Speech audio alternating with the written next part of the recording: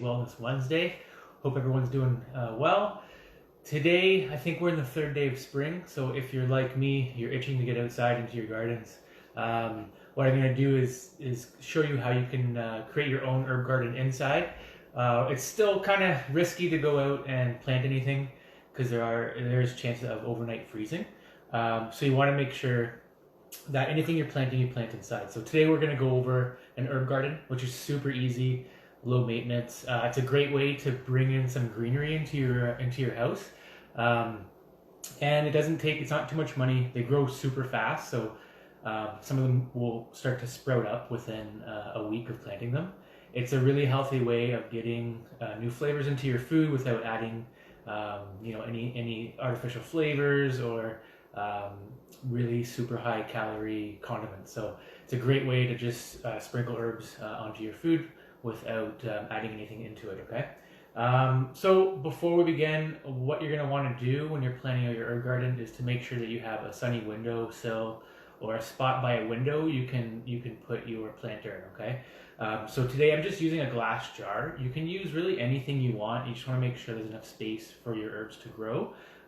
If you're planning on taking your herbs outside once they're starting to sprout up, and once the weather gets warmer, you can use something like this, which is like a compostable container.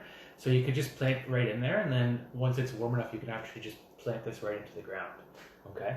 But today we're going to be just putting together one herb garden you can grow in your windowsill. So we're going to be using a glass jar. You're going to need some potting mix or some potting soil to put into your jar. So just make sure you have enough to fill your container.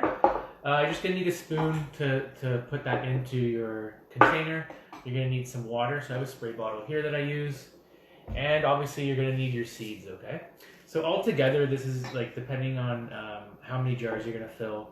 You can do 3 to 4 different jars with different herbs. It's going to be under $10. So it's a pretty cheap project to do. It's going to add a lot of fragrance to your room as well as greenery. So grab all that stuff that you have that you need. What we're going to do is fill this up. So I'm just going to grab my spoon. And you want to make sure that the mix you're using is pretty loose, so it's not compact. I'm going to fill up my container so that it's almost all the way full, okay? Again, you can use whatever container you have on hand. You don't have to go out and buy a container. Anything. I've seen people use egg cartons, which is super easy as well. Everyone's got egg cartons at home. So once we have that filled up, what we're going to do, I'm going to actually put a little bit more in there. What we're going to do is poke a couple holes there for our seeds to sit in, okay? So this is a smaller container. I'm just going to put 3 holes there, and I'm going to sprinkle my seeds on. So you don't want to put 1 seed per hole because sometimes the seed doesn't make it or doesn't open up. So put a couple per little hole you made there, and you're just going to push like down 1/4 of an inch, not too much.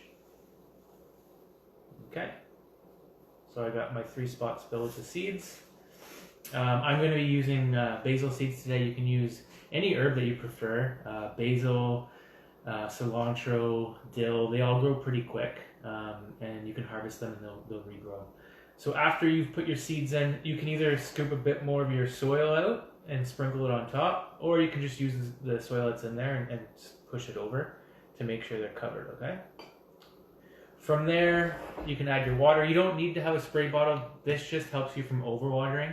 So I'm just going to spray the top so that the seeds get wet, because they do need to be wet for them to actually start growing. Okay. So like I said, you don't want to overwater, just enough so that the soil is moist, okay? From there, you're going to place this on your windowsill. You do want to pick a windowsill that gets about at least 6 hours of sunlight. That's what it needs to grow. And your house should be between 60 and 70 degrees minimum. Okay, so during the summer it's pretty easy. During this time, you want to make sure that you set your thermostat up so it's about 60 degrees, which is pretty cold. So I'm sure your houses or your living spaces are probably above 60 degrees. But if not, just keep that in mind. They should be around 60 degrees. Put it in the windowsill, and then within a couple weeks, depending on what you're planting, you'll start to see everything sprout up. So herbs are really quick. They might take 7 days. Some take less than that. Depends on what you're growing. Okay, but you can keep an eye on it, and you don't want to overwater. So herbs, they take probably about 1 to 2 waterings a week, depending on how dry your home is. And again, you don't want to overwater. You can always use a spray bottle. You don't want to make it so that your soil is floating on top, especially if you have something like this where there's no drainage. You want to kind of slowly add water to it, okay, as you go on, and no more than I'd say 2 to 3 times a week. The soil should be actually drying up a little bit between watering, okay?